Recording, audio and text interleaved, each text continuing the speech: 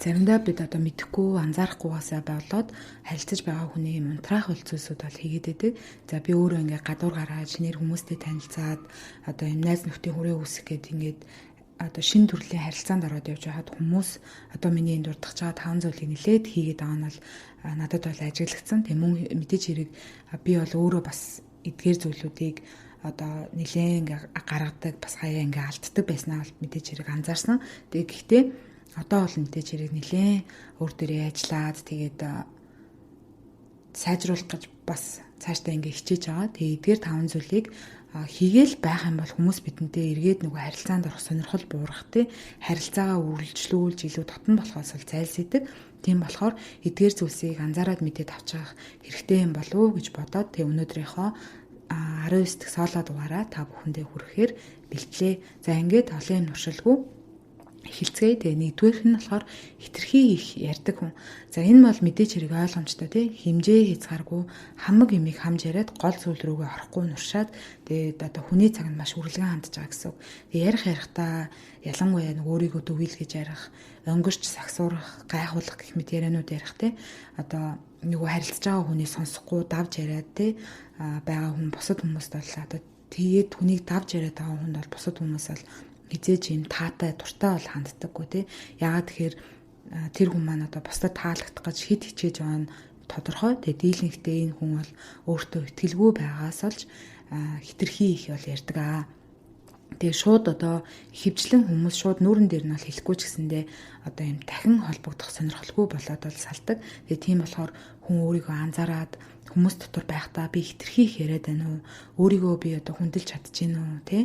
Энэ хүмүүс дотор байхдаа би өөртөө итгэлтэй байж чадчихэв үү гэдгээ ер нь дүгнээд анзаараад тий ямар нэгэн байдлаар би одоо сэтгэлийнхаа гүнд өөртөө итгэлгүй байдлаас итгэлгүй байгаад тэрийг нуух гад бусдыг одоо импресс тий энэ хүмүүс одоо намайг ингээл гайхаасай намайг ингээл одоо бишрээсэй ч гэдэг юм уу тиймэрхүү сэтгэлээс ингээ гарч ирээд тийм зүйл ингээ хийх гээд байдаг.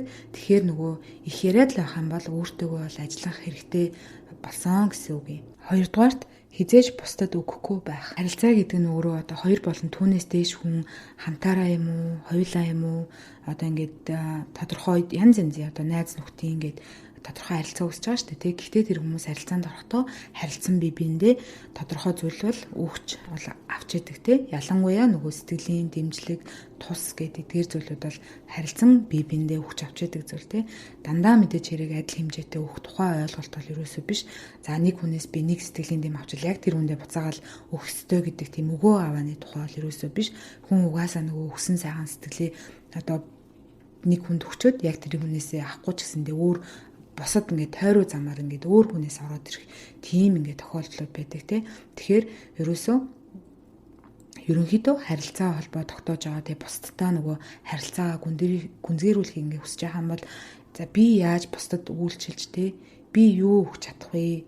Тий бусдын төлөө би юу хийж чадах вэ гэдгийг одоо өөрөөсөө асууж тийм сэтгэлгээтэй байх юм бол бусад хүмүүс ч гэсэн таны тэр энергийг мэдэрч урт хугацаанд одоо ийм харилцаанд таны орж байгаа хүн чинь таны тэр энергийг мэдрээд бие биенээ тэмцсэн шаардлагатай үед нь одоо харилцан өгч бас авч чаддаг ийм харилцаа үүсэх боломжтой. Тэгээ нэг талд нь одоо өгөөд л байвал хариуд нь нэг ч удаа одоо ингээл би өгөөд л байл да. Тэгээ хариуд нь ингээд нэг ч удаа баярлаа гэдэг үг сонсохгүй бол мэдээж хэрэг ашиглуулж байгаа юм шиг таагүй мэдрэмж төрүүлдэлтэн тэ.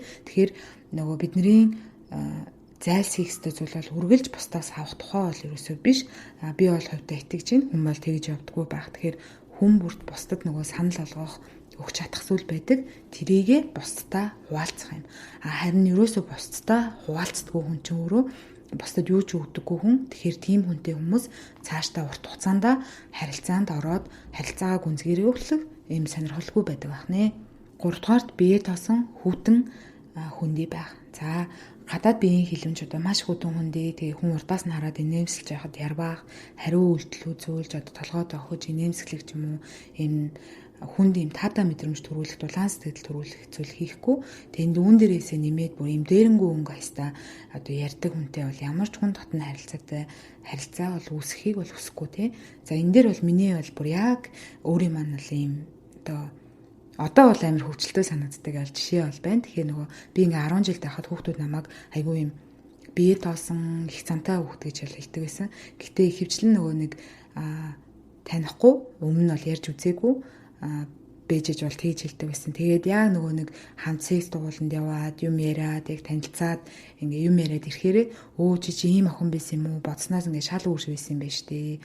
Чамайг өстой ийм гэж бодож байгаагүй гэдэг ч юм уу. Тиймэрхүү хүмүүдийг яг танилцсныхаа дараа айгүй их ингээ сонсдог байсан. Тэгэхээр нөгөө гадуур явж байхдаа хүүтэн хүндээ ширүүн төрхийн ийм төрхтэй болохоор нөгөө хүүхдүүд айгүй тэгж боддог л байсан юм шиг байна л да.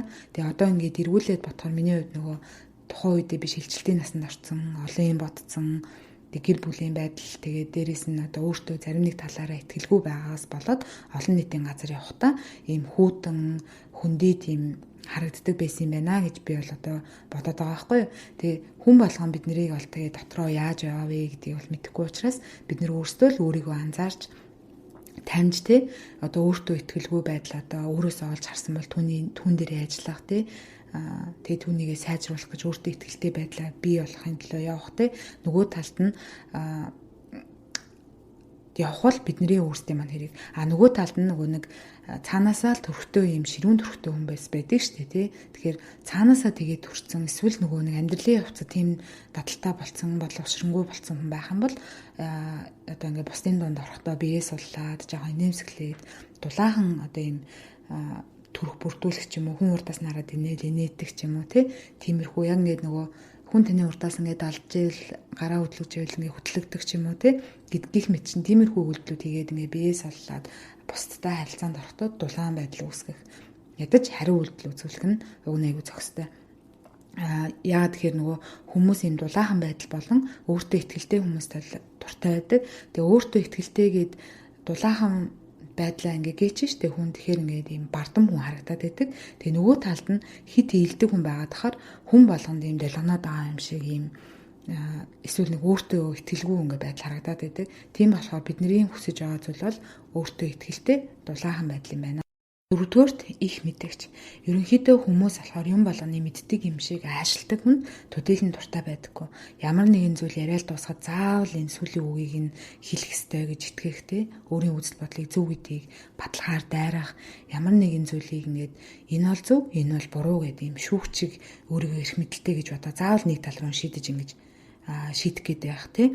Тэгээ эдгээр зүйлүүдийг ингээд саяны дурдсан зүйлүүдийг хийхдээ хүн өөртөө ихтгэлгүй байгаас үүддэг болохоор энэ яагаад бусдаа нөгөө харилцах, холбоо тогтоох юм гоё ингээ харилцан яриа үүсгэх арга бол биш байдаг. Тэгээ бид нөгөө өөртөө ихтгэлтэй болохынхоо хэрээр өөрийгөө түр хазнаад байгаа нөхцөл байдлаа бодтойгоор дүгнэх юм чадвартай болдог. Дээрээс нь ер нь болж өгөх юм бол өөрөөсөө гараад өөрийгөө гаднаас нь ажиглаад дандаа юм түр одоо юм пауз авах юм уу? Өөрийгөө тэгж ажиглаж тийм орон зай өөртөө өгжөөл айгу ийм сайн харилцагч болоход маань айгуу сайн. Тэг энийг болохоор нөгөө англиар self awareness гэд байнга хэлээд байдаг те.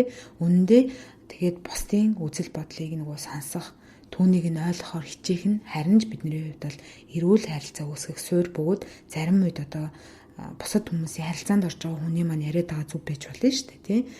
Тэгэхээр бид нэр бүх зүйлийг мэддэг юм шиг ажиллалгүй, мэдхгүй зүйлээ зүгээр л мэдхгүй гэж хэлж сурах тий. Тэгээд чадахгүй мэдхгүй зүйл байх юм бол бусдаас асуух нь тийм ч хүчтэй зүйл биш. Тэгээд харилцаанд орж байгаа хүнийхээ ярьж байгаа тэр хүнийхээ үнцгийг ойлгоод энэ хүн яагаад ямар учраас энэ зүйлийг ингэж хэлж байгаа юм бол гэдгийг ойлгох юм бол заавал тэнд энэ бол зөв буруу гэдэг бол ойлголт. Тэгээд дээрэс нь одоо нэг өөрийнхөө үзэл бодлыг нөгөө хүндээ тулгаад шаардаад ингээ хүчлээд авахгүй болохоор нөгөө үл ойлголцол баг гарна. Би бинийгээ өөрийгөө хүлээн зөвшөөрсөн, бусдыг хүлээн зөвшөөрөөд бусдын үзэл бодлыг ингээ ойлгож байгаа юм байна. Тэгэхээр энэ маань нөгөө биднэрт нөгөө уян хатан байх. Тэгээ өөр хүний үзэл бодолд бид нэр юм надаас өөр үзэл бодолтой хүний үзэл бодолтой нээлттэй хандаж сурч байгаа гэх юм уу. Тэгэхээр эн чинь өөрөө зарим үед мэддэг байлаа ч гэсэндээ хаяагүй чимээгүй өнгөрч сурах. Үнэхээр өнтөө өөрийн чинь ингээд буруу байх юм бол миний буруу байжээ. Би буруу ойлгожээ гэдгийг хэлэх нь харилцааг маань ингээд ийм сайжруулдаг давуу талтай. Хоёрдугаарт нөгөө хүм муулах буюу ингээд харилцаа ярьж байхдаа бусдын тухай за ингээд 4-5 улаан нийлээд ингээд сууж агаад хин нэгэн хүний тухай муулах нь өөрөө айгүй юм зохистой хийгээд хүнийг ингээ гой зүйл рүү чиглүүлдэг тийм бол зүйл биш ээ. Гэхдээ нийтлэг ингээ хүмүүс суухаараа хүний тухай ингээд ярих ингээ сонирхол байгаад байдаг. Тэгэхээр нөгөө одоо хувь хүний хөгжлийн хувьд ч юм уу өөрийгөө сайжруулах гэдэг би ер нь ховж ивнээс бусдыг муулах тийм ховж ив ярихгүй бай гэд бодоод ингээ хичээж байгаа хүний хувьд тэр маш юм тухгүй орчин болоод ирдэг. Тэгээд ингээд тийм юмнаас зайлсхийх гэхээр бусдууд нь ингэж яриад хахаар тэр хүнд маш уйдгартай, хэцүү, сонирхолгүй яриагаа яах вэ гэдгийг мэддэггүй. Тэгэхээр нөгөө ховж ив гэх юм уу бусдыг ингээ муулж байгаа хүн чинь өөрийнхөө амьдралд одоо эзэн болж чадаагүй одоодоо байж чадахгүй байгаа тийм ээ. Би хинбэ, би юу хийж юм, би хаашаа явах чинь гэдгийг мэдэхгүй байгаа учраас бүр явж хүний өнгөрсөн алдаа дутагдал гэдэг юм уу хүний өнгөрсөн зүйл дээр өөрийнхөө одоогийн амьдрал биш бүр хүний өнгөрсөн дээр очиод тэр хүний алдаа оноог шүүгээд яриад байна гэсэн үг. Тэгэхээр эн чинь өөрөө тэр хүнд маш охиролтойгоос гадна тэрийг сонсоод сууж байгаа хүмүүст нь бас маш охиролтой байдаг. Тэгэхээр нэг олуулаа сууж байгаад ч юм уу, хоёлаа сууж байгаад ч юм уу аль болох хүний ингээд нэг хүнийг муулаад эхэлчихээр тэр тэрнээс тэр ийм ховж ивнээс одоо ийм холдож байгаа хүний хувьд аюу юм тухгүй байдаг. Тэр хүн бас яахаа мэдэхгүй байдаг.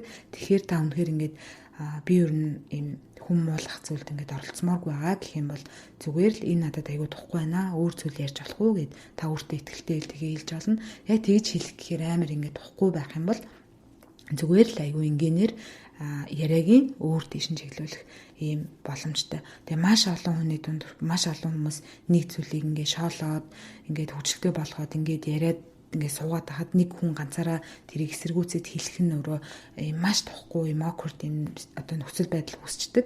Тэгэхээр ер нь аль болох хүн чинь өгөн ингээд чадах чинээгээрээ илүү ийм хийх гэж байгаа, тийм гоё юм бүтээмээр байгаа, ингэмээр байгаа гэд гоё хийх одоо хүсэл тэмүүллийнхаа тухай хамтдаа ярьж ийл уг нь айгүй гоё. Тийм болохоор ямар нэгэн байдлаар та өөрөө ийм одоо хүм муулах, ховж ярих гэдгийг битээ ихлүүлж байгаарэ. Тийм хүн битээ байгаарэ гэж та хэдээсээ хүсье. За ингээд ямар ч байсан би өөрийнхөө хувьд өөр дээрээ анзаараад бас бусад хүмүүсээс анзаарч мэдээ өөр дээрээ нэлээд сайжралт аваад хичээж явж байгаа тэгээ бас намайг тухгүй болгодог тэдгээр зүйлүүдийг та хэдтэйгээ хуваалцлаа. Тэгээд өнөөдрийнхөө дугаарыг дахиад базаад та хэдтэй сануулад хэлэхэд нэгдүгээрт болохоор хитрхи их бүр ярих, бүр хидээцсэн их ярих тий. За хоёрдугаарт болохоор хизээж бусдад өгөхгүй байх. За өгөх гэдэг дээр болохоор зөвхөн болохоор эд материалын талаар бол юусоо ярьсан нөгөө хүний сайхан сэтгэлийн өглөг, хүний тэр цаг, энерги тэр одоо найз нөхдөг их тэр сэтгэлийн тэр өглөгийг бол ярьж байгаа тий. Гуравдугаарт болохоор бие тоосон нөгөө хүүтэн хүндээ биеийн хилэмж байгаад байгаа. За энэ нь болохоор ялангуяа бид нэр стрессцэн, гонигдсан, шаналцсан, шархалцсан явж байгаа үедээ ч юм уу өөрийгөө анзаарахгүй аваачаад нөгөө гаргашин ингээд хөмсгөө зангидсан гонигдсан явж байгаад хүн нэгт нэнэхгүй гэдэг ч юм уу буруу ойлголт өгсөн байж магадгүй. Тэгэхээр бид нар ялангуяа байнга нөгөө анзаарахтай байж өөрийгөө тольтож тий.